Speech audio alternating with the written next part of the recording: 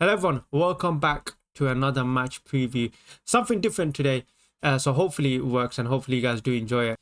But yeah, we will be previewing Arsenal's upcoming game against Newcastle United. 4:30, of course, there you can see kickoff. It's a Sunday kickoff and it's probably the last fixture, the last difficult fixture of our first starting six. And to cut it short, this is a must-win game. And it's crazy with where we are in the league. We're 5 points away from Liverpool right now. And if Liverpool win and Arsenal were to drop points right now, I mean, where are we? Let's just check the league table. Yeah, so if Arsenal were to, we're 5 points behind. If Arsenal were to lose or even drop points and Liverpool win, we are looking at a gap of maybe 8 to 7 points difference. And from there, can you say the title is already over? I mean, it's hard. Like, if someone tells me the title is over at that point, it's very hard to disagree. It's very hard to say that Arsenal still have a chance in the title race if you're 7 to 8 points behind Liverpool right now. At that point, you're basically waiting for a collapse for Liverpool, and that does not look likely. And the pressure is massive. It is massive on Arsenal as well as Arteta to win the game. I mean, we're in game week 6 already, and we're already in a must-win game situation already. I mean, yeah, and it doesn't get easier because where we're playing.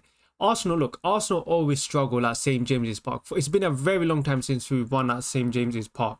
It's just been one of our bogey grounds. Newcastle always know how to get the better of Arsenal at the ground. They just know how to play against Arteta and Arsenal. They always sit back, with 2 blocks of 4 in defense and midfield. They pack out that midfield and they just defend. And on top of that, they have someone in the likes of Isaac who can finish chances. And that's the difference this year. They don't have Isaac. Because with Isaac, they were able to only create a few chances and they can score. Okay? Isaac is a type of player that only needs half a chance to be able to score a goal. And that's the only thing that gives me some type of confidence heading into this game, is because Isaac always used to play good against Arsenal. He was the difference maker between both teams. And no Isaac this year could be a difference maker. He always used to bully our centre backs. But regardless of no Isaac, this is going to be a very difficult game. St. James's Park is going to be rocking and they're going to be up for it. And on top of that, we always struggle playing against Newcastle. On top of that, they somehow know how to play against Arsenal. It's not too hard to play against Arsenal. You just have to pack out that midfield. And with the physicality they have in that team, Joe Linton, Tonali, Bruno Guimaraes, they have so many talented players that can hurt us. And especially in that midfield, it's going to be a very difficult game for Arsenal. But I believe with the players we have signed this season, is the difference between us and Newcastle. Like, this is the difference, that something we've been lacking in a lot of games. The likes of signing a striker where we finally have someone to play towards, I believe could be the difference this year. We have signed so many top players, the likes of Eze, the likes of Gyökeres, the likes of Zubimendi. These are top players that, maybe give us that difference to something we've been missing from last season against teams like Newcastle, a focal point, some creativity. Every time we play against Newcastle, I feel like we just lack that creativity. But this year, we got a lot of players that can help with that. Zubimendi, Eze, and now we got a finisher in someone with the name of Gyökeres. But the pressure will be on Arsenal to break that deadlock and win the game. Arsenal have only won, I think, once in 3 years, and it was the first season. I think it was, which win was it? It was this win in forget that one. Ignore what I just said. It was this win. This was our last win at St. James's Park, okay? And I remember that game because that was a very difficult game going into it, and we managed to win. A brilliant goal by Martin Odegaard. And that win came, if you remember, because Arsenal favoured technicality, technical football over duels. Because even Arteta himself said in this game, you can't beat them at duels and power and, just running and everything. You can't beat them in terms of that aspect of football because they're the best at it, winning second balls and the physical aspect of it. You just can't beat them. But there's one thing you can beat them on, which is playing football, the ball on the ground. And that's exactly what we did that day. And that's how we managed to, get a win. And with the technical players we do have, that is the type of football we should look towards. You saw Barcelona in the Champions League. I know the technical level is above ours. They got the likes of Pedri, De Jong, Rafinha. They got top players. But we should use the way they played against Newcastle as our blueprint, because they played through Newcastle, and they played through Newcastle because of their technical ability. And that's what Arsenal need to do. Release the handbrake. Arteta needs to release this handbrake. I know he's been joking around about it, but please, let's release that handbrake. I'm so tired, and I think a lot of fans are tired of playing the conservative football we've been watching week in and week out from the start of the season. Every single fan wants to see some attacking football, okay? If we don't want to see games, like, well, there's not this lineup, but we don't want to see games where it's being decided on fine margins, because you're playing with three defensive players. If you're playing with three defensive players in Merino, Declan Rice, Zubimendi, of course the game is going to be decided on fine margin. Of course you're not going to be able to create many chances. Of course you're going to be, like, at the end of the game, you'll be complaining about fine margins. How can you not want fine margins and then play with a midfield that doesn't create chances? It just doesn't make sense. And that's why I want to see risk. And that's why, moving on to why I want to see risk, this is the lineup I believe Arsenal should go with playing against Newcastle. Now, the reason for this lineup is because of the creativity, okay? Now, the team itself, look, the defense remains the same. It's really the midfield. Now, I bring in Wanyeri.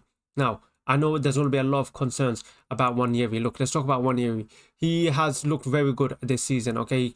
Against Port Valley, was probably one of our better players. Some fans, I know, have their concerns whether he can hack the physicality aspect at St. James's Park. But I don't want to, I don't believe it. I think he will.